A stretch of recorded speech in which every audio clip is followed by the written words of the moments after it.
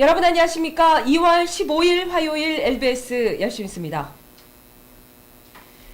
민주당 이춘석 대변인이 구제역 국제표준연구소의 안동바이러스 검사 보고서를 공개했습니다.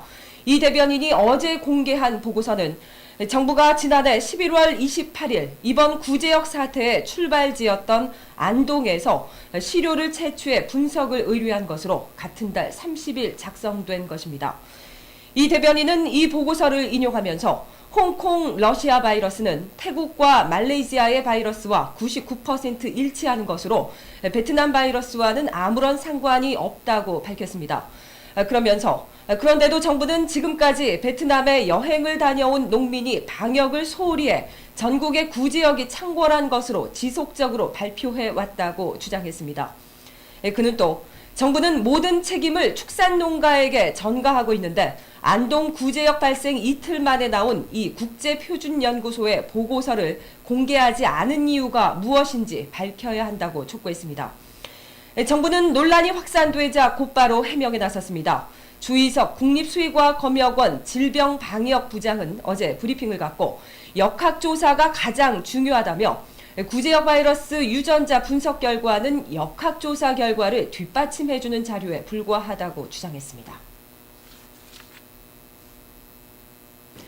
이면 계약 의혹이 일고 있는 아랍에미리트 원자력 발전소 수주와 관련 민주당이 당 차원의 진상조사단을 구성했습니다.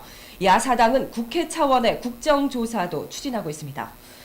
민주당은 어제 국회 지식경제위원회 위원장인 김영환 의원을 단장으로 하는 12명의 의원으로 구성된 진상조사단을 출범시켰습니다.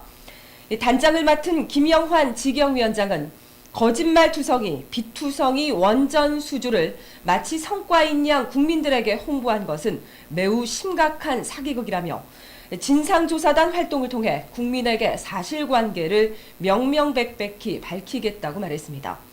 한편 조영택 민주당 원내대변인은 어제 당 최고위원회의 브리핑에서 진상조사특위가 국회 차원에서도 곧 구성될 수 있도록 야사당과 긴밀히 논의하기로 했다고 밝혔습니다.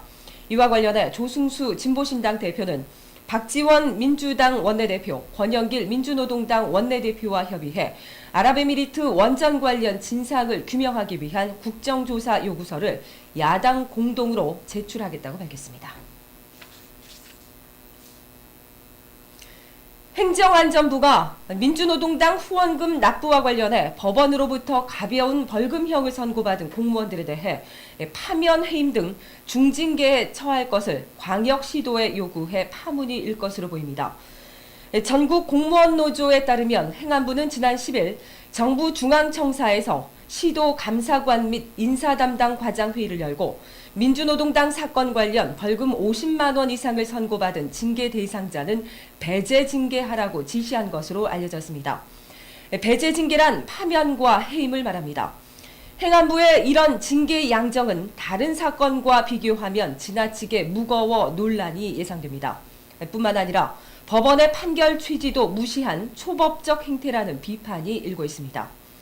지난 1월 26일 서울중앙지법은 정당 가입과 관련해 무죄 또는 면소 판결을 내린 바 있습니다.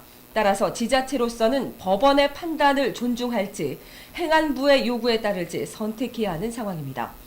김성용 전국공무원노조 부위원장은 법원의 판결에 행안부가 정면으로 도전한 것이라며 이는 지자체를 행안부의 일개 부서로 여기는 것이자 나중에 문제가 발생하면 책임을 떠넘기려는 무책임한 태도라고 지적했습니다. 대규모 정리해고를 추진하면서 노사 간 갈등이 심화되고 있는 한진중공업에서 사측이 어제 직장 폐쇄를 단행했습니다. 한진중공업은 어제 오전 부산 영도조선소, 울산공장, 다대포 공장 등 3곳에 대해 직장 폐쇄 신고서를 제출했습니다.